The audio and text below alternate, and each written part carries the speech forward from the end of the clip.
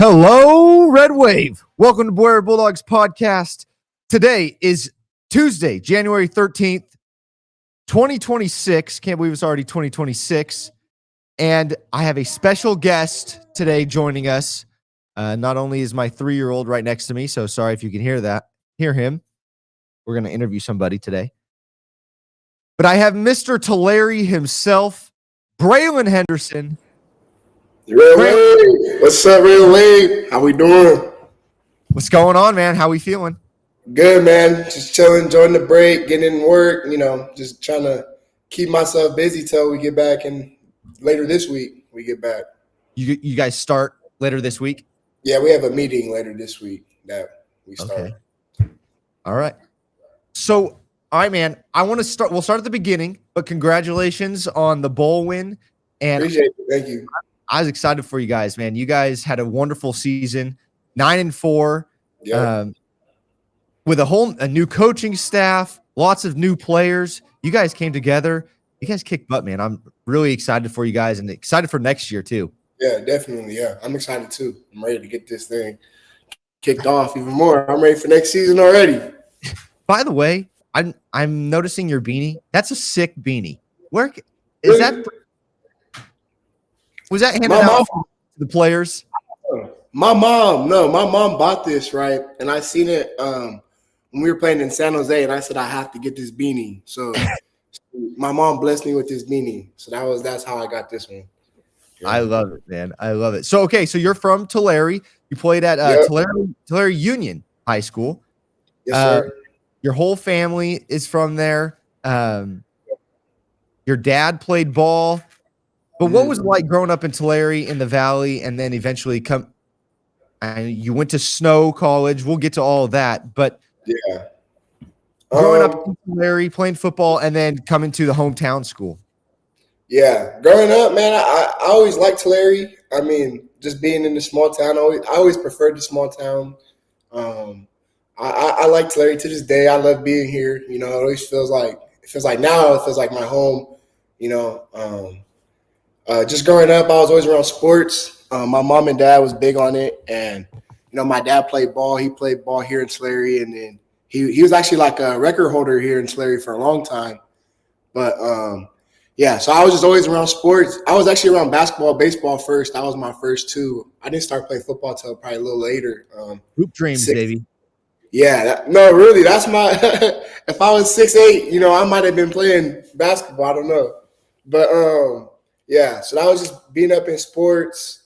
I kind of just always was around it, and then I went to like even a country school. I went to a school with Bryson Donaldson out here in the country called Oak Valley, and it was just like I loved it out there too. It was really small, probably like 15 kids in a class. Like me and him were the only black kids. Promise you, it was like just me and him, and we're cousins. So it was like the only black kids in the school are family. So it's like that's how it was growing up. But I liked it. It was unique in the fact like nobody has it like the Valley. Like there's rough, there's good. My parents worked really hard, put stuff on my plate. There's times where we were struggling, but they always made sure I was good. So it was good. My experience growing up, I could never complain. I just was always grateful for what I got, And then growing up in the Valley, you always Fresno State, going to those games, going to Fresno State basketball. My older brother played at San Joaquin Memorial, so I was always in Fresno, just at their games, just always being near that type of experience. So I really enjoyed it. I can't ever complain. Yeah. And you have 5 other siblings? Oh, let me count. I got 6. 6 I think. Siblings. Yeah. What was that like growing up with that many siblings? Well, it was a little different because my older siblings were like pretty much out the house, or like when I was born, they were kind of getting towards out the house.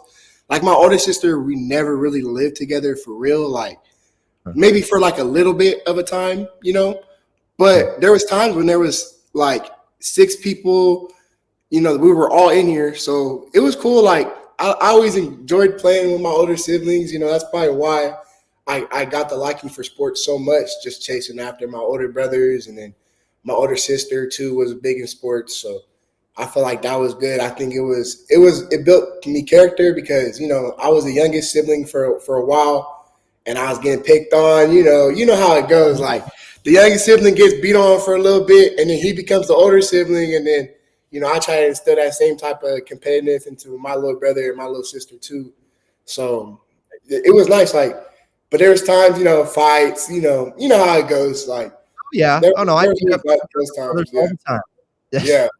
So it was good. Like I liked it. Yeah. Like having a lot is it gets frustrating sometimes because there's just so much, but it was always fun to me. It was nice having somebody in the house to like play with, do whatever. Yeah, you had to learn how to share real quick. I know. Yeah. Oh yeah, Yeah. because I didn't have my own bedroom till I was like 15. I was sharing a bedroom with my little brother for till COVID basically. So, you know, that's I don't know, but it was normal to me. I had the bunk bed and everything, so it was that was just my life. No, that's great, man. That's Yeah, great. Okay, so you said baseball and basketball. How yeah. did you get into football? What led you to football? Football. Well, it was really funny. So my mom didn't want me to play football too early because she was always scared of like the head stuff. And my dad wasn't never against it because my dad wanted me to play, but he didn't start playing until he was older too. So he wasn't like wanting to put me in at a young age. So the summer of my sixth grade year, I was at a baseball tournament, and then there's like football signups like a week, but it was a week after this tournament. And one of my teammates, his dad was coaching, and he was like, "Why don't you just come play?" And I was like, it sounded good to me. Like I had been wanting to start football. So we made up this whole plan to ask my mom and my dad, and then it took like 3 people. So it was like a little community thing to get me out there. Like I had coaches asking, because I was always a big kid. I was naturally like a bigger kid. But so I had people asking me to play since I was in second grade. But yeah, so it was basically just like a little convincing, and then once I started playing, they was fully on board. Like it just became our new normal. Like I think I attached to it quick too. Like football became my game, I think, and yeah, So I didn't mention it before, but you are an offensive lineman at Fresno State. If people didn't know, if listeners didn't yeah, know, mhm. your dad played running back at Cal Poly, correct? Yes, sir. Yep. So when you started football, was it I'm going to be running back, or because you were bigger, they threw you right on? So it was always probably gonna be I was gonna be a tight end. That was like my original role, but I don't know. I think I was just too big. And honestly, I just wasn't a good route runner at that age. I probably wasn't coordinated enough. Just hitting the growth spurt, I probably didn't have enough wiggle in me to play tight end. So I really just got put on O line, and I was never complaining. I liked it. To me, O line was always fun. Like just the position is you get to like hit a dude every play. I like that. You get to I like to pancake people. That was what I was drawn to. Like stuff like that, And then I was playing D line when I was a younger kid too. Like I always admired the D linemen in the league, like J.J. Watt. Wanted to be one of them. I always wanted to be that big guy who was a monster on the field. So O line, D line was like that instant like. So once I grabbed it, I stuck with it. But I will say I did try to play D line a little bit more at the beginning, but I think I was forced into the O line. But it was a good decision. It was a great decision though. Like, yeah. Yeah. And I'm not you gonna lie. got to have, Coaches told me go play O line, and I was like, all right. So it and was. you got to have the guys like you, where you just seem, you're a nice guy when the helmet's off and very humble, and then the helmet goes on and I'm gonna rip his face off. Yeah. I'm terrified of guys like you. I didn't know who to trust after I played football. But Yeah. you gotta have That's because that's my mentality. I try to be nasty. My dad, he always told me like growing up, you got to play with a little bit of piss and vinegar, just nasty. You got to stink, Yep. and that's why like he used to tell me he's like you don't have it yet, and I used to be like it's get me so mad. So that was my mentality. Like you just got to play mad. You got to play like you want to hurt somebody. You got to play like you want to you want to talk. Like I like to. If you ever see me on the field, like my head, you'll see me after play, my head's bobbing. That's just me. Like that's how I play football. It's how I attack life. I just like to be confident in what I'm doing, and playing free and stuff like that is all part of it. Right. Now, what led to that? Was there an event that led to that where you said, you know what, I need to start playing this way? Or was it just the constant reminder from your dad? Or what led to that? I think it was like just like a deep personal story. Like I had a dear friend when I was in 7th grade pass away to a drunk driving incident. And that was like a big change in my life. Like it really affected me. Like it hurt me a lot. It was one of my first people I ever lost in my life. That was like a close friend, some type of person who I would consider a brother, So it was like when that happened to me, I realized I had to make it for him, not only, but like I realized what came with that, and like that message, and then my dad telling me, and then, I started watching people in the NFL and college who like play like that, like, and I was like, I just want to be like that. You know what I mean? Like if that's what it takes to be the best, and that's how I have to play, that was like my whole mindset. Like I just got to do that. You know what I mean? Like I could be whoever I am off the field, but when I get on that field, it's got to be go time, And that was really like, it hit me like probably my sophomore year. So it took a couple years just to hit, so. Right. Like right. it took years for me to like finally get into my head and because obviously the brain, it tells you at first, not to be the aggressor, to shy away, and sometimes you still got to tell yourself that today. There's moments where I got to remind myself mid-practice, like, oh, you gotta go be the nail. You can't be the nail, you got to be the hammer, So it was just like that type of mindset. It just grew over time, like just my want of being the best. Like that was really it. Like me just wanting to be better.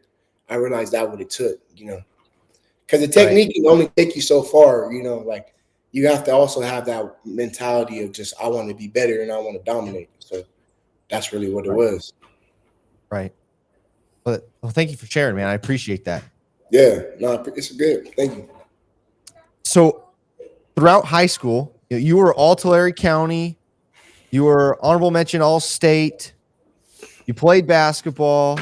You were, I believe, your school's male athlete of the year. Yep. You were first team WIL. So you had all these first team All Valley, I should add. Yeah. You had all these accomplishments in high school, and you went the JUCO route. Mm-hmm. You went to Snow College. Yeah. I got 2 questions for you, but first, tell me what it felt like to have all that success in high school, and then I'm not dissing on JUCO, but I think the dream is always to D1 Scully. Yep.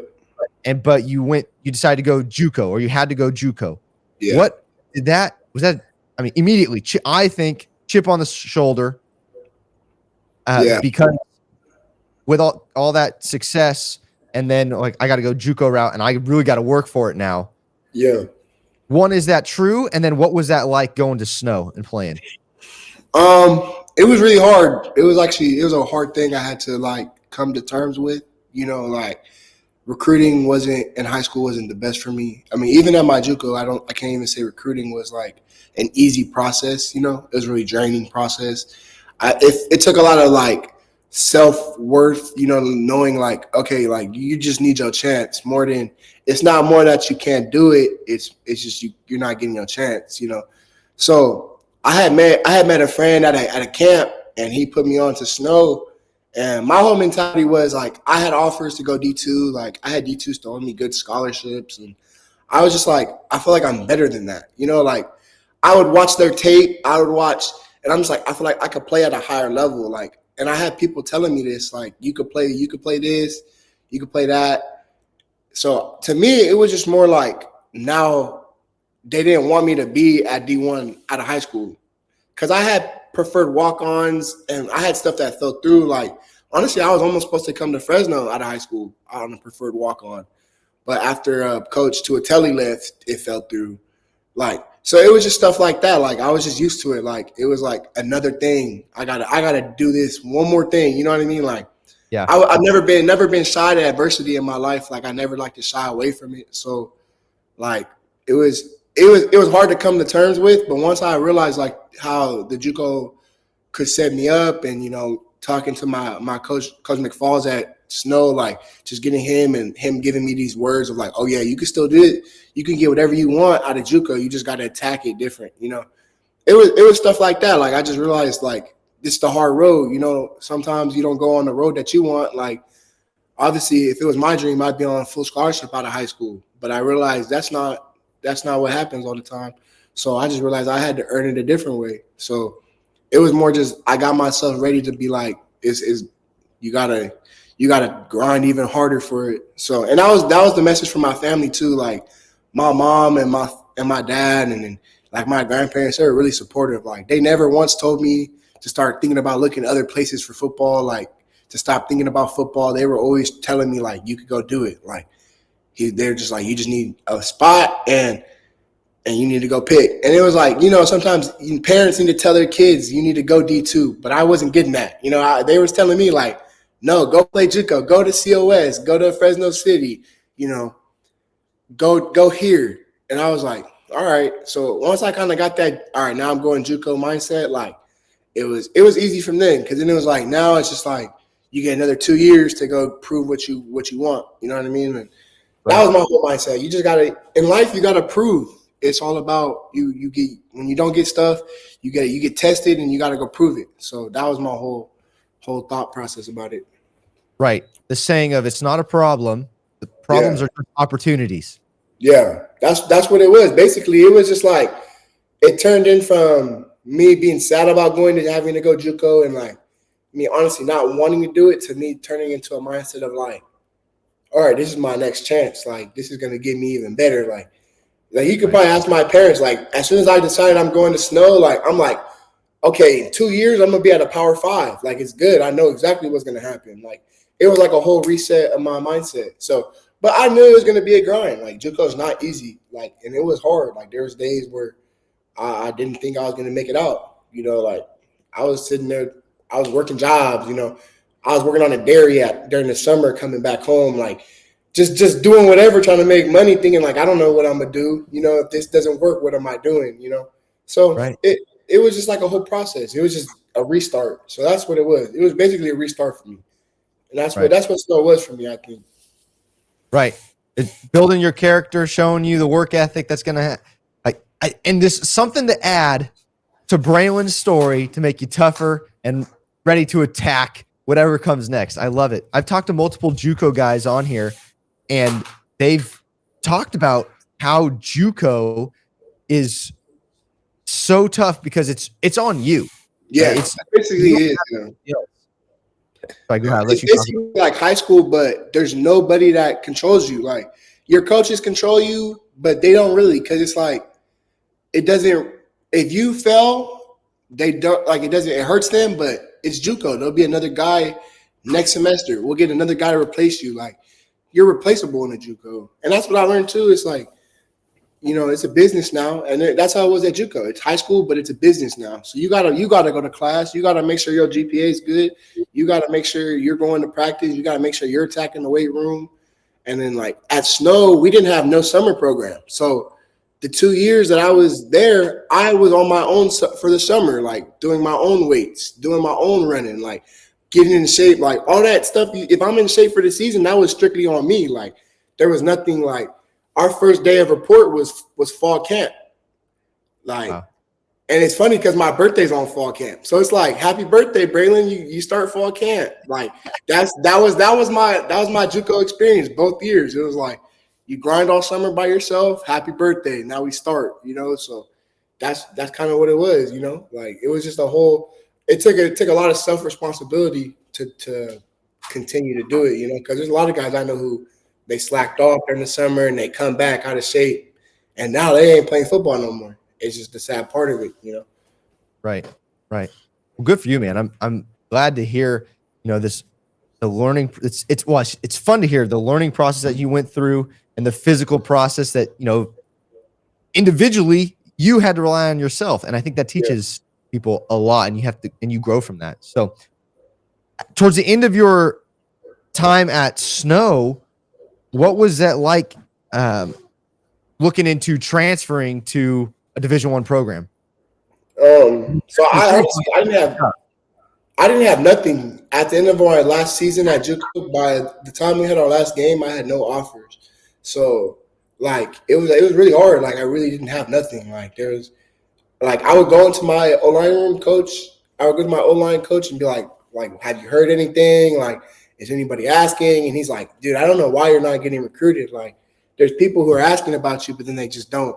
They're not following through. And so I'm like, I'm sitting here confused. Like, I don't know what to do. You know, obviously, like, obviously recruiting wasn't new to me at that point, but it's like you only have so much control as a recruit compared to like a coach. You know what I mean? Like, you can only do so much. So, like, I was just pushing myself. Like I was buying the Twitter reposts, like any page I could repost my stuff, you know, like JUCO Frenzy. There's like 2 other sites. I just repost my highlight tape. Like, you know, I was fully about it. Like it was just whatever. Like, and then I actually came back home for break and I was still in my apartment. I still have my apartment in Utah. Like, I was planning to go back for another semester, you know, like for all I knew, I was going to play out the spring and see what happened after that, you know, even maybe come back for another year. Like that was my mindset. And then I got called by Murray State and they offered me, and that was my first offer. And then that was like crazy. That was like surreal. And then the next morning I'm at the gym and Coach Entz calls me and I'm like, at first, I declined it because I'm like, I don't know anybody in North Dakota. I'm thinking it's a spam. And then he's like, leaves the voicemail, and I'm sitting there and I'm like, I'm not tripping, am I? And I'm like, oh my God. So I sprint to the car and I'm like, Coach Entz, what's up? And then he offered me. And so then it's like, wow, I just got my one of my dream offers. Just like it was like a random like whole crazy experience, you know. It's something I couldn't make up, you know what I mean? Was the dream always Fresno? Yeah, honestly, my 2 growing up was Fresno and UCLA. Just being a state kid, you know, so that was my dream, you know. And then I kind of just gave up on Fresno. Like I never thought it was gonna happen. Like it was kind of like because they don't really get much JUCO guys, so that was my whole like thing. I'm like, I don't know if it'll happen again. And, you know, by the glory of God, it like almost appeared. Like I don't know how to explain it. You know what I mean? Like it was like I followed Coach Crab one night and then the next day I was offered. And I was like, and by the next day I was committed. And it was like, you know what I mean? And so it was like, it was a crazy process, you know? And give us the inside access to the mindset of Entz. And I know Crab left, and I'll get to that in a sec. But, you know, these guys, I've met Coach Entz. I think he's awesome. And he is like all about football. All he talks about is football. That's it. Yeah. A lot of these guys do. But he's all about running the ball. Smash mouth football, go at the line, kind of how you were raised to play football. Yeah. Mm-hmm. I mean, give us listeners the little like an inside access to your conversations with Coach Entz and what he expects from you guys on the offensive line, because I know that's a large part of his game plan. Yeah, I mean, like you said, like from the start, from my visit, when he talked to me, he was like, "You could be a real player for us, Braylan." He always said he believed in me and he thought like my potential was through the roof. But he was like, "I want to put a lot of pressure almost on the O-line. Like, I want you guys to be that reason why we win or lose games." And I was like, that's something that sounds good to me. I mean, that sounds like an O-lineman's dream, you know, when the weight's put on you, it's some people don't like it, but I like it. You know, you gotta be able to deal with stuff like that, you know. Like I like that pressure, you know, run the ball. Like we said, O-line, that's our motto, run the ball. So like that was his message. He was just like, we're gonna put a lot of pressure, we're gonna run the ball, we're gonna establish our presence. Like he said that's something that the Mountain West Pac-12 hasn't seen. And he was like, we want to do that. He was like, if that's what we got to do to win, he's like, we'll run the ball 40 times. And I was like, to me, that sounds good. Like, hey, put it on my back. You know, I want to be the reason. You know what I mean? So that was his. He was just like, we got to stay focused. And he's like, it comes a lot with that. Like, it's going to be hard. It's going to suck. There's going to be some times where your knees hurt, your legs hurt, your back hurt, everything hurt, but you got to just push through. And that's why I like too. Like, that's just like, he plays real football. Like, he likes to, he expects a lot from us, but like what he gives to us and what he allows us to do, I think it is fair. You know what I mean? Like, to me, it makes sense. You know, like we want to play, we want to dominate. We got to work hard. Like, it takes that extra rep. It takes that extra period in practice. Like, that's our motto. That's what I like about him. He like he said, one of his first mottos when he came in was toughness wins, and that was what stuck out to me. I was like, yeah, that's what we need. You know, like, because to me, when I think of the Valley, I think of Valley Tough.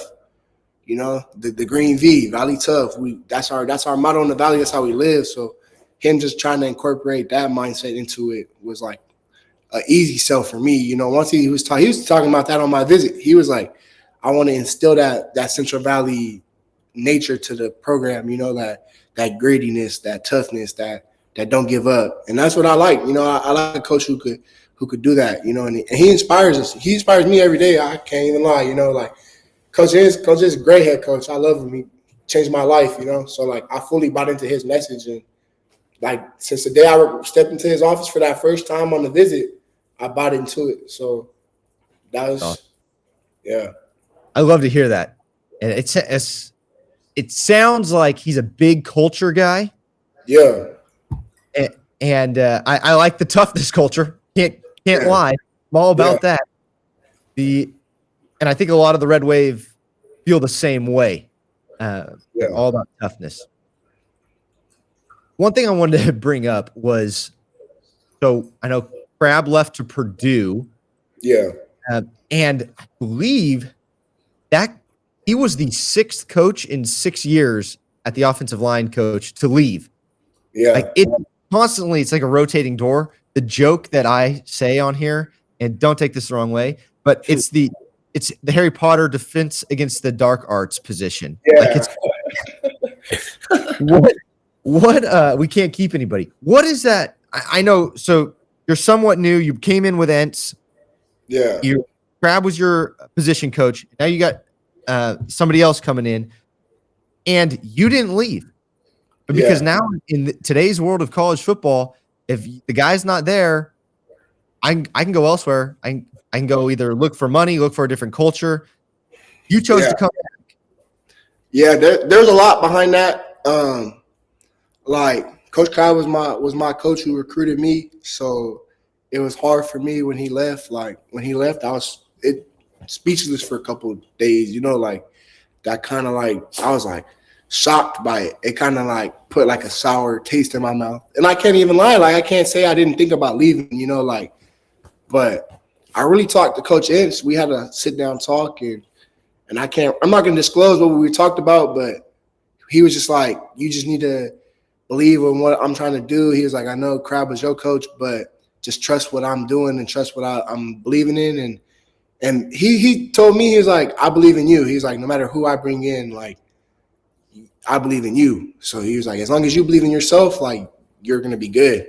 So that was basically it. Like, he gave me that assurance I needed. Like, even when in coaching changes, like, he got me and I got him, then that's all I needed. Because, you know, at the end of the day, you just need the headman's favor. So as long as Coach Entz on my side and he believe in me, you know, like I've always said, like, I need someone to, as long as you believe in me, I can do it. You know what I mean? Like, as long as you believe I can do it, I promise you I can. I just need that you believe in me and trust in me to do it.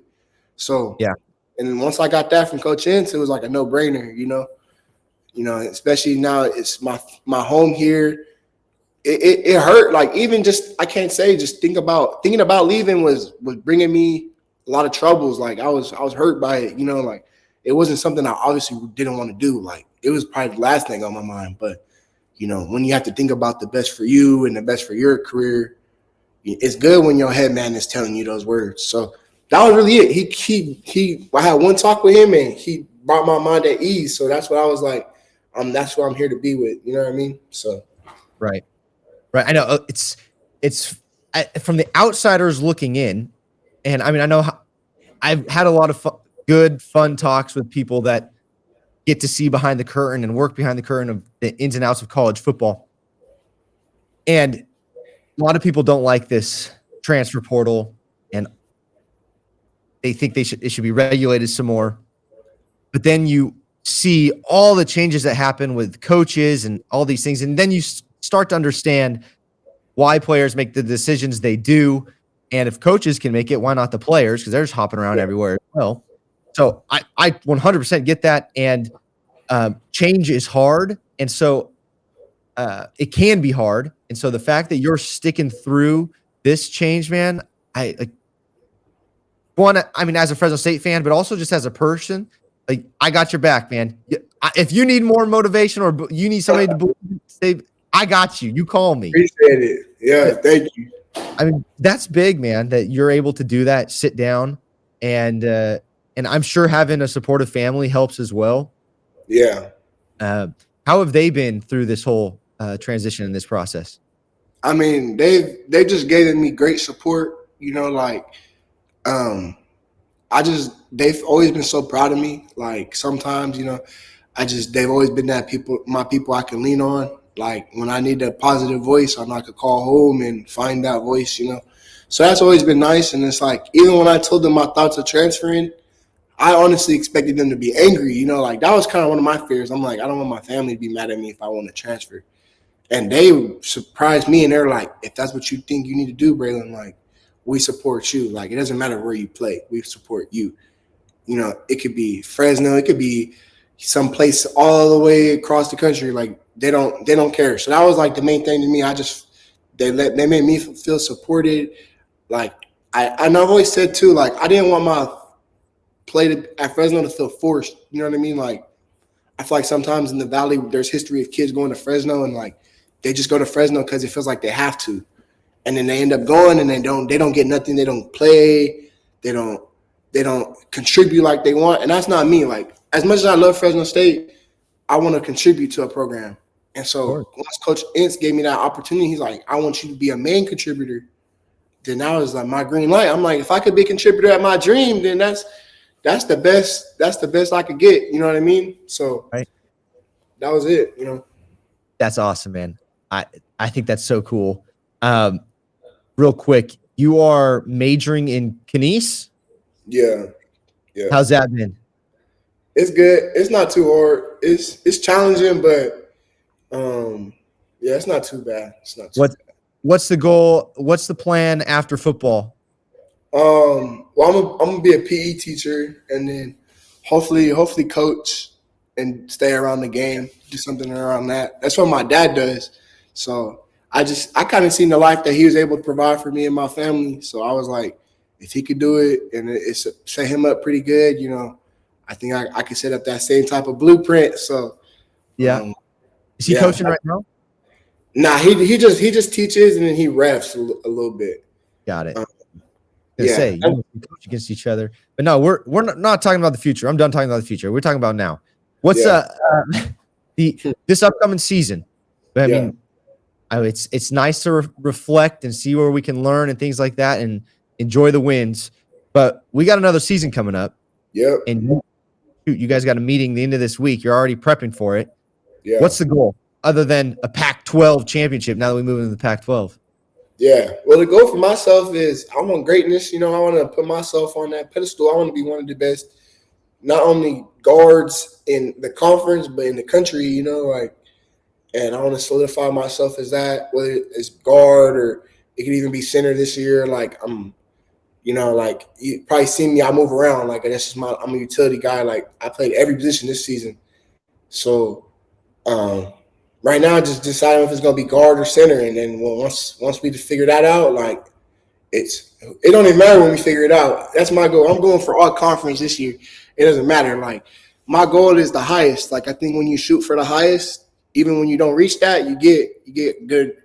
You know what I mean? You still, when you reach for the highest and you don't get it, you're still pretty high. You know what I mean? Like, I don't want to set no type of low expectations. Like, you know, this year, I wanted to just get my feet wet, you know, and be ready when they needed me and help out whenever But next year it's like now I want to be the guy. You know what I mean? Like I want to be that leader. I want to be that person they look at when stuff gets rough. You know, like, oh yep, there's Braylan. Like he gonna push through. So that's just my whole thing. I just want to assert myself, and it's my statement year. I would say, like, if that would be my goal. Like I'm just ready to put my name out there. Like I want to make my name a household name. That would be my, what I mean.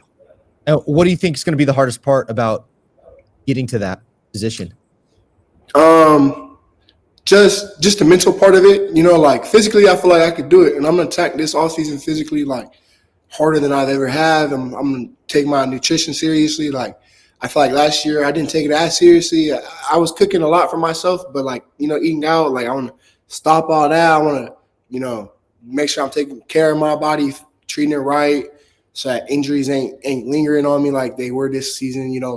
Like I just want to. The next step is mentally just kind of growing up and taking that pro mindset to it almost, and taking the next step, and that comes in.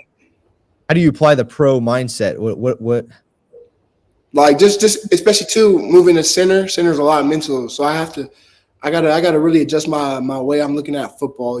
Like it's not as simple as just looking around and knowing what I got. Now at center you got to call out the defense. You got to point, making sure where we know where we're going. So it's just more stuff like I got to be more in tune to football, more in tune to like the little things. Like I just want to be really tedious this year. Like I want to hold myself to that high standard.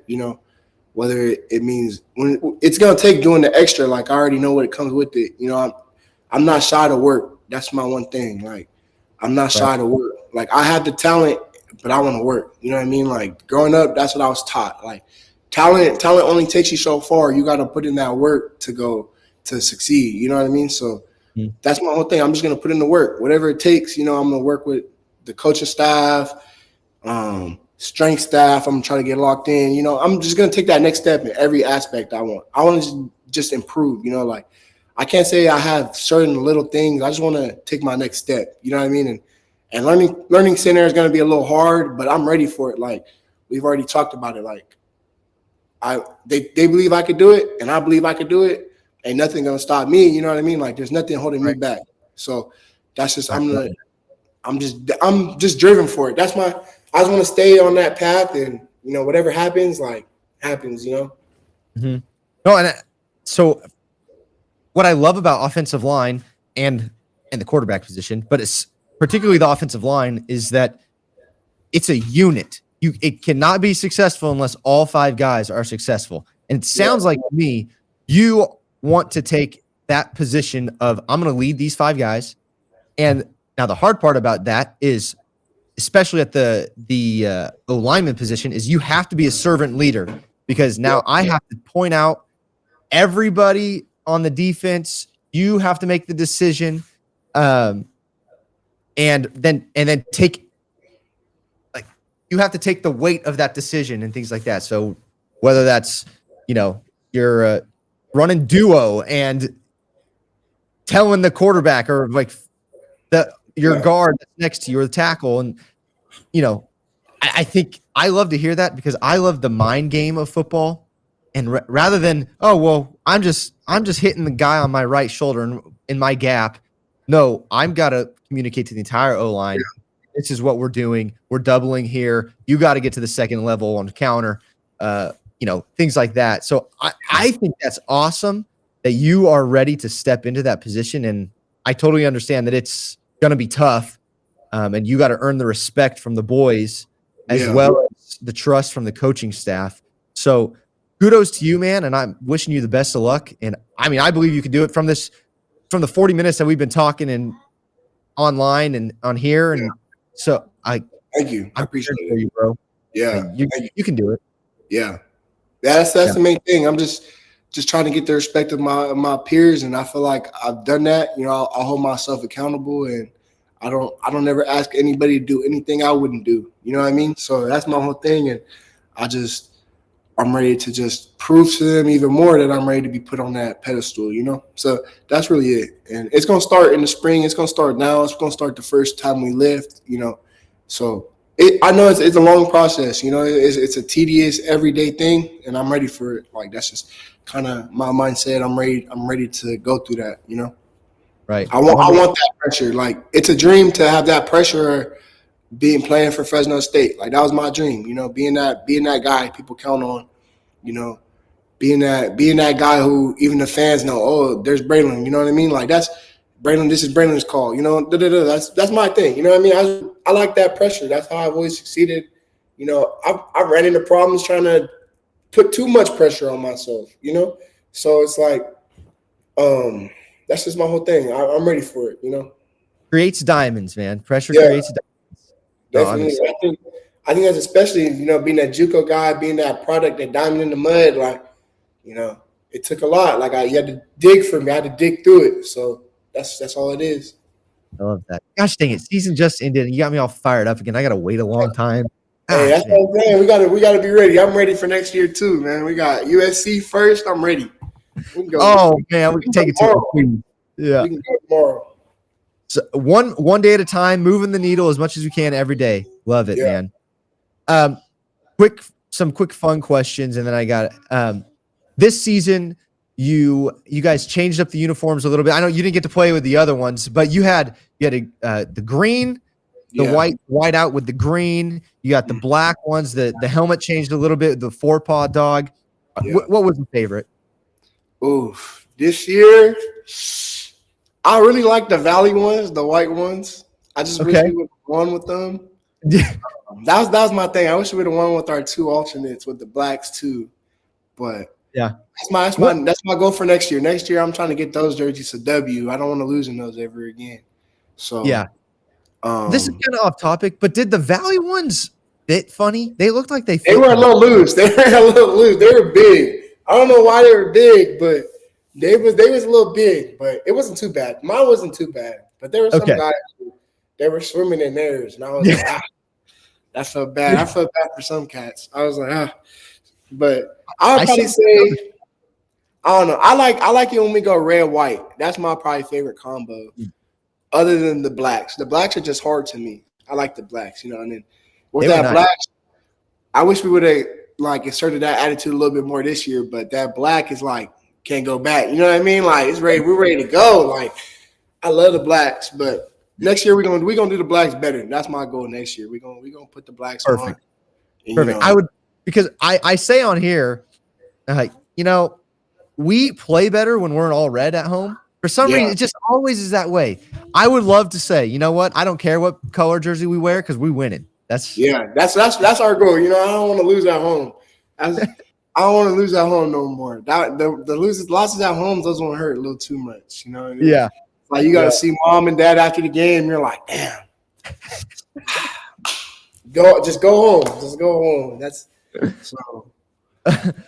Last thing from me is maybe 2 more. What does that green V mean to you? Being from Tulare, growing up in the Valley, you spent time working on a dairy. What does that green V mean to you? It means a lot to me. It means more to me just because I remember growing up always seeing it. That was when you thought of Fresno State, you thought of that V. So that was always it to me, and then growing up, we used to throw up the V. We used to just be like V's, Valley, just joking around, especially growing up playing baseball, we would go play the LA schools and we would throw up the V and, just throwing stuff like that. The Valley just means a lot to me because I feel like it shaped me. You know what I mean? How I feel like I am as a man today is a perspective of my time within the Valley and even my time without the Valley, and so the V has always just meant a lot to me. I plan to even get it put on my body eventually. I want to get it tatted and everything. The V's a lot. It just symbols to me the community and then the fan base. You got Red Wave and just that strength that support. Even when I go around my town in Tulare and I wear the Fresno State gear, I get people smiling at me. People asking me, how's it going? It's just that community. It's that love, I ref basketball here and I'll have a parent come and talk to me oh, how's the season going? I'm so happy that you're there. Da, da, da. It's that same, you're always looking out for, you always know there's somebody supporting you. So that's what the V means to me. It means just like another family away from me. You know what I mean? It's my home. It's me. You know what I mean? In a sense, it's me, and that's why I like to dedicate. And it's easy for me to come and play every day because I know I'm representing that. That's a big thing for me. So I always like to use my motivation and use that stuff to help me. So right, I love that. I mean, I was walking through the grocery store yesterday. This is and just stopping and talking to people, and just because I'm wearing a Fresno State thing, and we're all Fresno State fans, but we talked a little bit about football, Fresno State football, because of wearing Fresno State at the grocery store. That's how it is, and I feel like that's a rare thing nowadays, especially like it's a very strong community. Like I've always been, it's always been like a community I've always wanted to be a part of, you know, and to not play for it, it's crazy because, you know, like 3-4 years ago, I was in the stands with y'all just sitting there like cheering on the games, you know. So it's like it's surreal. Now it's a full circle moment. So yeah, well, I'm cheering for you, man. Thank you so much for of course coming on and sharing parts of your story. Go get after it, bro. Yep. What can the Red Wave do for you? Because we want to help you guys out. So whether that's through NIL, what's the best way to get a hold of you, and how can we help?